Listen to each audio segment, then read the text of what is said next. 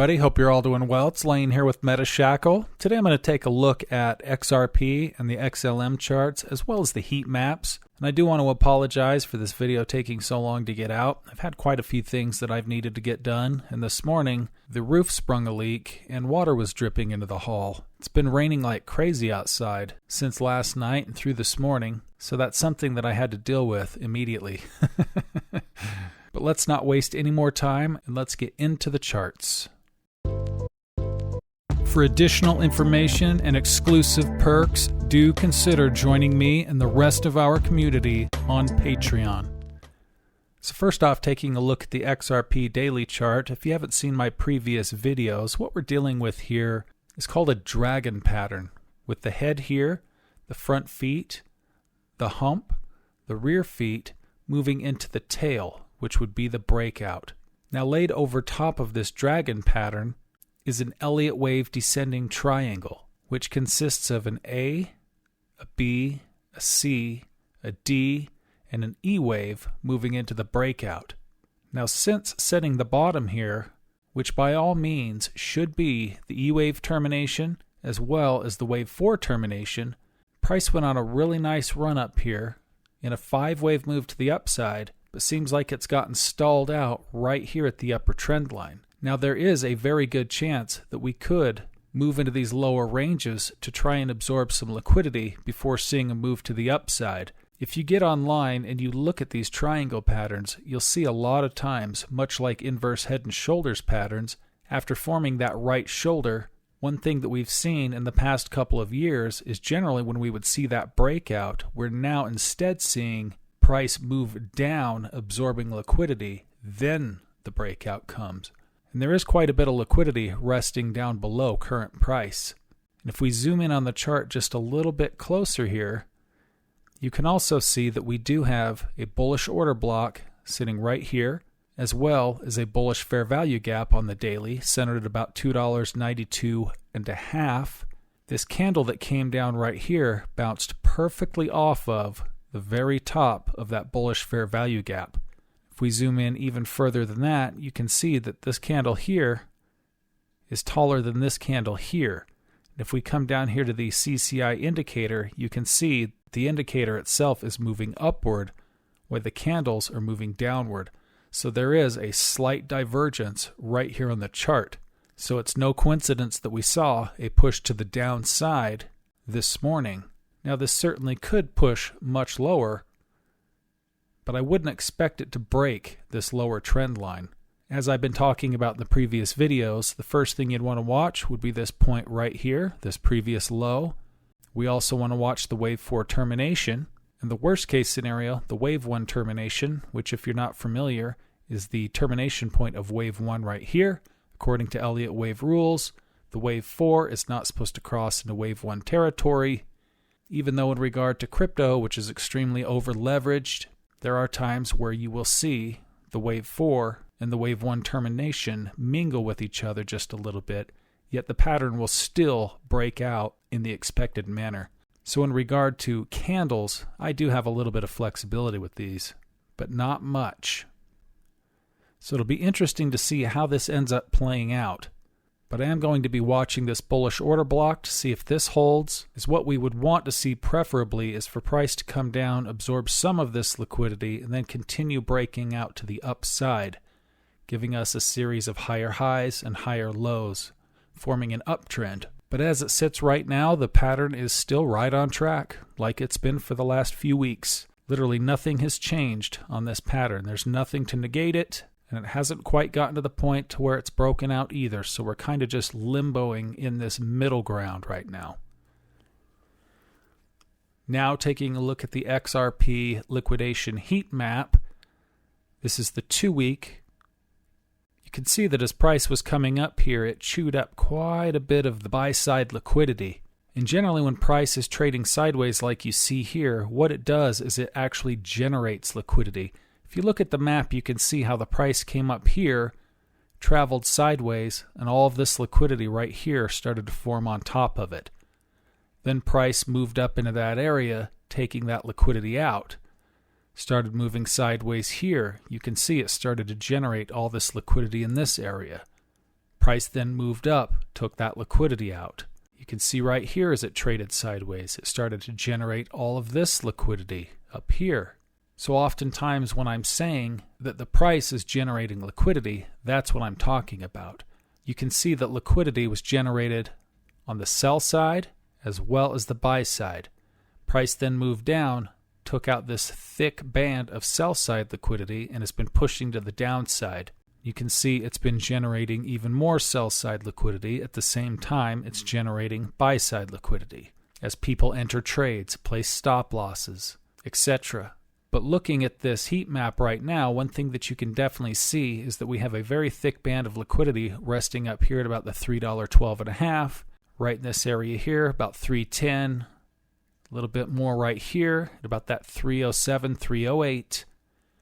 But the vast majority of the liquidity on this particular chart is resting below current price, with a very thick band through here, and through here, going all the way down to this area at about $2.68. So there's definitely liquidity down here if price wants to push down and take it.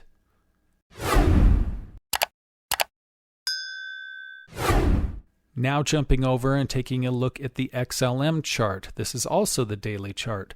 This pattern is very similar to what we're seeing on XRP, but there are some differences. It's very similar with the dragon pattern with the head, the front feet, the hump, the rear feet moving into the tail, which would be the breakout. Even though I don't have it labeled on this particular chart, it also has a descending triangle pattern with the A, B, C, D, and E. Now this E wave here, unlike the XRP chart, did not sweep the C leg. It didn't take this lower liquidity. And in regard to the upper trend line, price has broken out up and above the upper trend line and looks to be retesting off of it right now, which we are not seeing on the XRP chart. Similar to the XRP chart, we also have a slight divergence right here, where you can see the candles are moving downward, and the indicator on the CCI is actually tipping upwards. And we got the same reaction with a push to the downside as a result of that divergence, which also happens to be right around the 50% mark on the Gaussian channel. Now there is quite a bit of support and resistance on this chart, with resistance being up here with this massive bearish fair value gap on the weekly, centered at about 50 cents, a small one below that, centered at about 43 cents 7, and on the support side, a bullish fair value gap on the daily, centered at about 32 cents, and price has been pinballing in between these two support and resistance lines for quite some time. XLM and XRP generally trade very similar to each other, even though they do have unique aspects that vary depending on which one you're watching and what's going on at that particular time. And as I've talked about in the past, I do believe that at some point we will see XLM and XRP start to diverge from one another, and I believe we'll see XLM perhaps even outperform XRP on a percentage basis. But it'll be interesting to watch, especially as the price of XRP continues to appreciate, as it just makes XLM look that much more attractive, being that it has a lower price. And XLM is a fork of XRP, so essentially they are the exact same thing, but there are quite a few differences between XLM and XRP, but they are basically like siblings. Now jumping over and taking a look at the XLM heat map. This is also the 2-week map.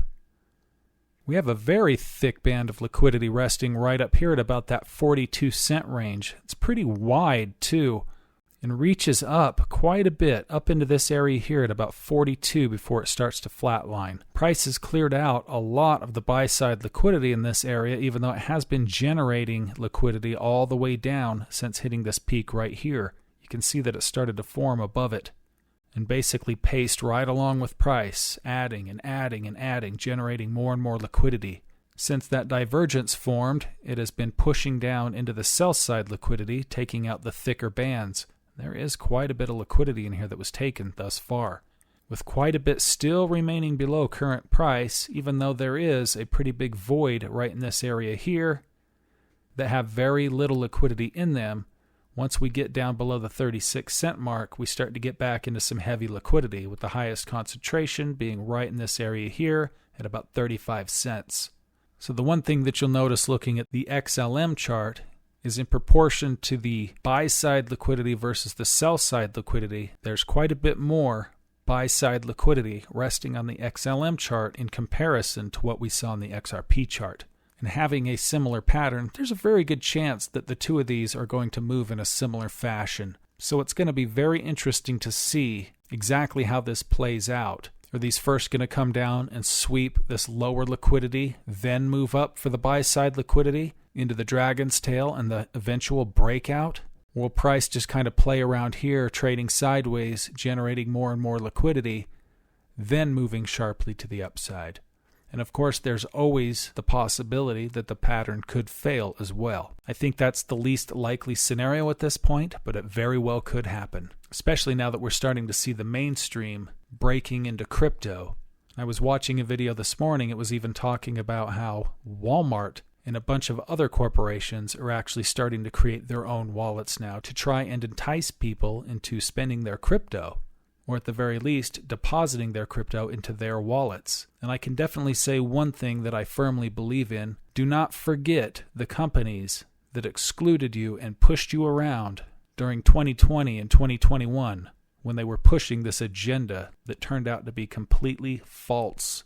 One example of this that I can share with you is right around the time the lockdowns were being announced and they started to require masks all over the place, especially within privately owned businesses. I drove about 30 miles to go to the Walmart that's closest to where I live, and when I approached the front doors, they were handing out masks, so I just completely walked right past them, just ignored them. Well, the door person stopped me and said that I was going to have to put a mask on or I could not enter the store. I told them that I was not interested in wearing a mask, so they basically 86'd me out of the store, which really wasn't a problem for me personally, but I can tell you the end result is from that very day in 2020 when they would not allow me to go into the store without a mask on and asked me to leave, I never again came back. I do not shop at Walmart. I don't go to Walmart for anything, and I never will. When they excluded me from being able to go into their store and shop at that time, I took that as them not wanting my business, which worked out great because I no longer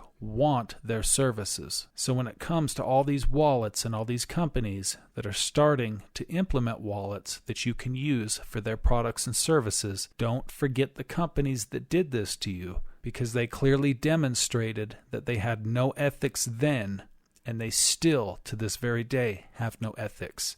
Do you really want to put your crypto on the line and risk it with a company that was willing to do what they did during 2020 and 2021 to you, their customer? Who's to say that they're not going to do something similar again, like locking you out of your wallet for some reason and attempting to hold you hostage for some other pathetic excuse that they come up with? Either way, many of these companies have lost my trust, and I'm flat out not interested in doing business with any of them. So I would definitely suggest keeping your crypto safe on an air-gapped cold storage wallet that has a minimum of a 24-word seed phrase with a passphrase with at least 20 characters backed up by a crypto steal. You can also watch the video I released a few weeks ago if you'd like to build a crypto steal of your own. And I would also always recommend using a wallet compartmentalization strategy when spending your crypto,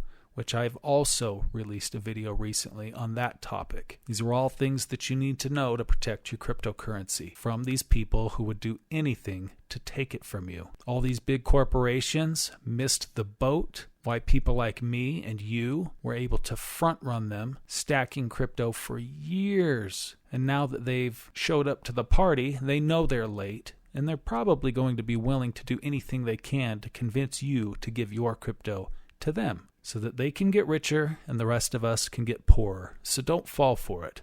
And if you would like to trade crypto, or you're just looking for a place to swap your crypto for zero fees, definitely take a look at BitUnix. You won't regret it. So thank you so much for watching. I appreciate each and every single one of you. Good luck and have a great weekend. Talk to you soon.